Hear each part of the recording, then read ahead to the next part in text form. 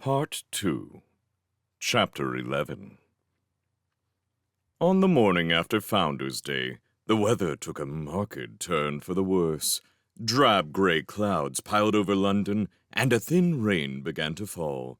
The streets quickly emptied of all but essential traffic, and members of the resistance, who would ordinarily have been abroad seeking out new targets, congregated at their base. Their meeting point was a small but well-stocked shop in the heart of Southwark. It sold paints and brushes and other such supplies, and was popular among artistically minded commoners. A few hundred meters north, beyond a row of decrepit stores, the Great Thames flowed. Beyond that was central London, where magicians thronged. But Southwark was relatively poor, filled with small-time industry and commerce, and magicians rarely set foot in it, which suited the inhabitants of the art shop very well. Kitty was standing behind the glass counter, sorting reams of paper by size and weight. On the counter to one side of her was a pile of parchment rolls, tied up with string, a small rack of scalpels, and 6 large glass jars bristling with horsehair brushes. To the other side, rather too close for comfort, was Stanley's bottom. He was sitting cross-legged on the counter, head buried in the morning paper. "They blame us, you know," he said. "For what?" Kitty said. She knew quite well. "For that nasty business up in town." Stanley bent the paper in half and folded it neatly on his knee. And I quote, "Following the Piccadilly outrage, Internal Affairs spokesman Mr. John Mandrake has advised all loyal citizens to be alert. The traitors responsible for the carnage are still at large in London. Suspicion has fallen on the same group that carried out a series of earlier attacks in Westminster, Chelsea, and Shaftesbury Avenue." Shaftesbury Avenue? Hey, that's us, Fred! Fred only grunted. He was sitting in a wicker chair between 2 easels, leaning back against the wall so that the chair teetered and wobbled on 2 legs. He had been in the same position for almost an hour, staring into space. "The so-called resistance is thought to be made up of disaffected youths," Stanley went on. "Highly dangerous, fanatical, and addicted to violence. Blimey, Fred, is it your mother writing this? They seem to know you so well. They should not be approached. Please inform the night police, blah-de-blah. Mr. Mandrake will be organizing new nighttime patrols. Curfew after 9 p.m. for public safety. The usual story." He tossed the paper down upon the counter. "Sickening, I call it. Our last job barely gets a mention. The Piccadilly thing's totally stolen our thunder. It's not good enough. We need to take action." He looked across at Kitty, who was busily counting sheets of paper. "Don't you reckon, boss? We should load up with some of those goodies in the cellar. Pay a visit to Covent Garden or somewhere. Cause a proper stir." She raised her eyes, glowered at him under her brows. "No need, is there? Someone's done it for us." "Someone, yes.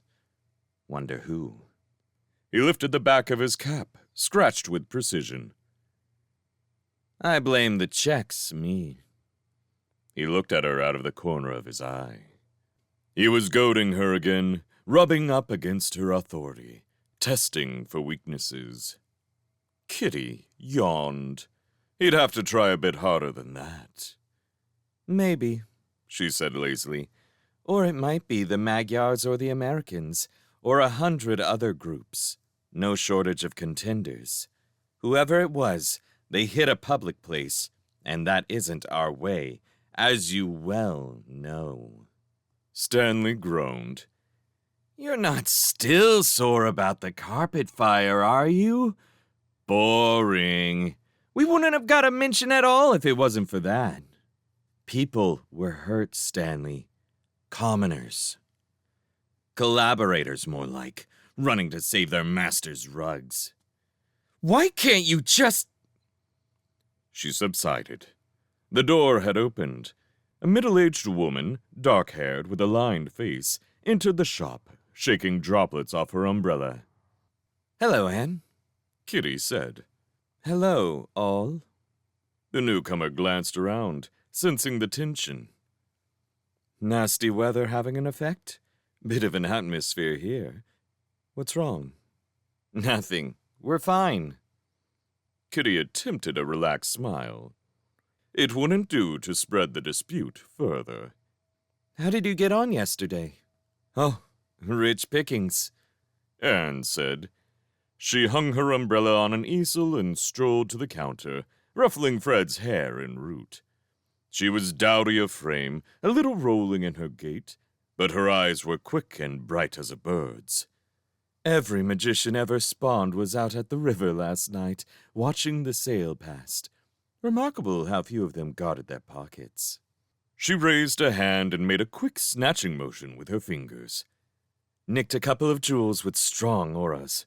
The chief will be interested. He can show them to Mr. Hopkins. Stanley stirred. Got 'em here? He asked. Anne made a face.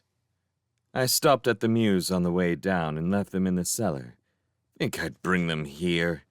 Go and make me a cup of tea, you stupid boy. It might be the last stuff we get for a while, though. Anne continued, as Stanley hopped down from the counter and disappeared into the back of the shop. That Piccadilly hit was sensational, whoever did it. Like lobbing a rock into a wasp's nest. Did you see the skies last night? Swarming with demons. From his chair, Fred growled in agreement. Swarming, he said. It's that mandrake again, Kitty said. The paper says. Anne nodded grimly. He's nothing if not persistent. Those fake kids. Hold it. Kitty nodded at the door. A thin, bearded man entered from the rain. He browsed a while among the pencils and notebooks. Kitty and Anne busied themselves about the shop, and even Fred exerted himself to some menial task.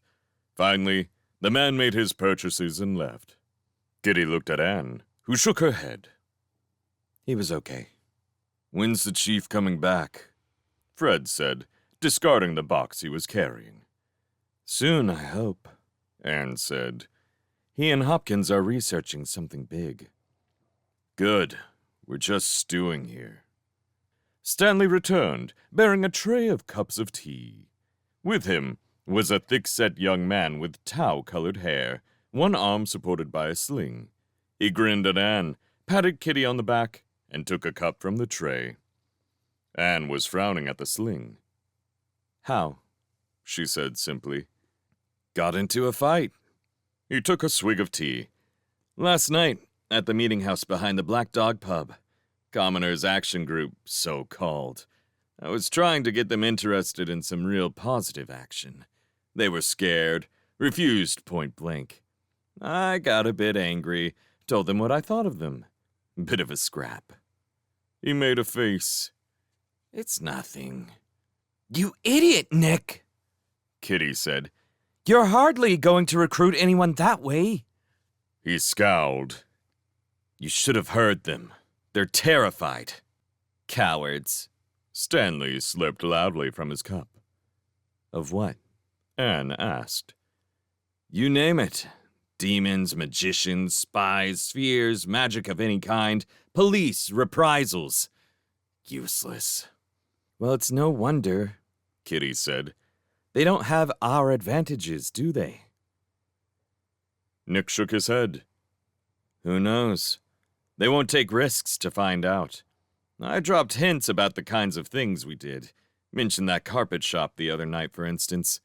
But they just all went quiet, drank their beers, and refused to answer. There's no commitment anywhere. He plunked his cup down angrily on the counter. We need the chief back, Fred said. He'll tell us what to do. Kitty's anger rose to the surface once more. No one wants to get involved in stuff like the carpet job. It's messy and dangerous, and above all, it affects commoners more than magicians. That's the point, Nick. We've got to show them we're doing more than just blowing stuff up. Show them we're leading them somewhere. Listen to her, Stanley crowed. Kitty's getting soft. Look, you little creep!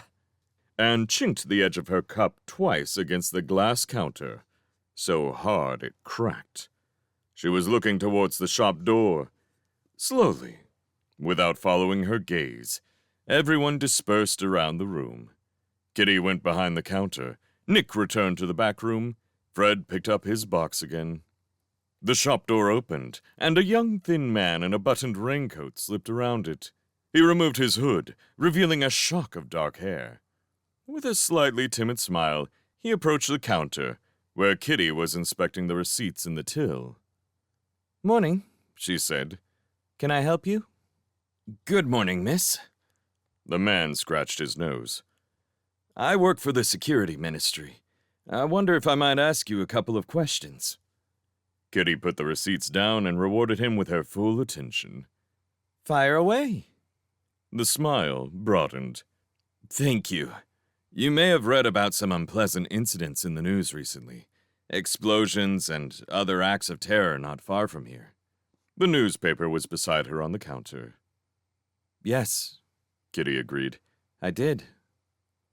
These wicked acts have injured many ordinary, decent people, as well as damaged the property of our noble leaders. The man said, It is imperative we find the perpetrators before they strike again. Kitty nodded. Absolutely. We are asking honest citizens to look out for anything suspicious. Strangers in your area, odd activities, that sort of thing. Have you noticed anything untoward, miss?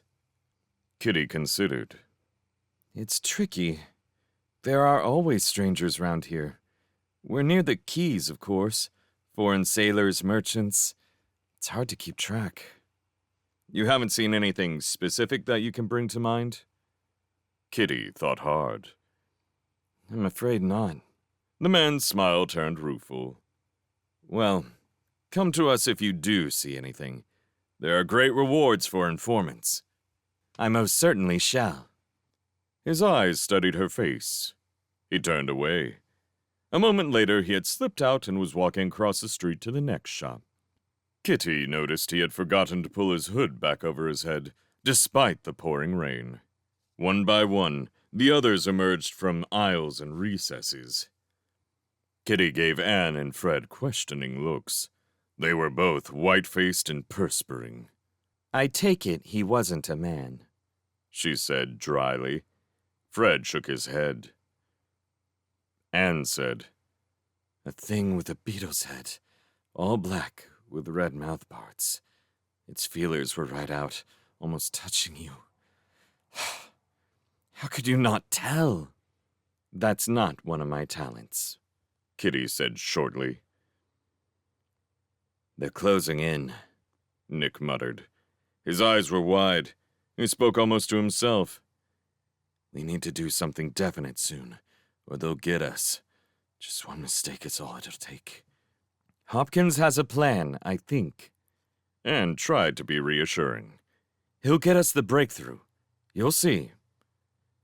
I hope so, Stanley said. He cursed. I wish I could see like you, Anne. She pursed her lips. It's not a pleasant gift. Now then, demon or no demon, I want to itemize the stuff I stole. Who wants to come to the cellar? I know it's wet, but it's only a couple of streets away. She looked around. Red feelers. Fred gave a shudder. You should have seen 'em, covered with little brown hairs. That was too close, Stanley said. If it had overheard us talking, just one mistake is all it'll take. Just one and we'll be... Oh, shut up, Nick! Kitty slammed the counter hatch back and stomped off across the shop. She knew she was only feeling what they all felt, the claustrophobia of the hunted. On a day like this, with the rain drumming endlessly down, they were all reduced to loitering helplessly indoors, a state which exacerbated their permanent sense of fear and isolation. They were cut off from the rest of the teeming city, with wicked, clever powers set against them. This was no new sensation for Kitty. She'd never been clear of it, not once, for 3 long years. Not since the attack in the park, when her world turned upside down.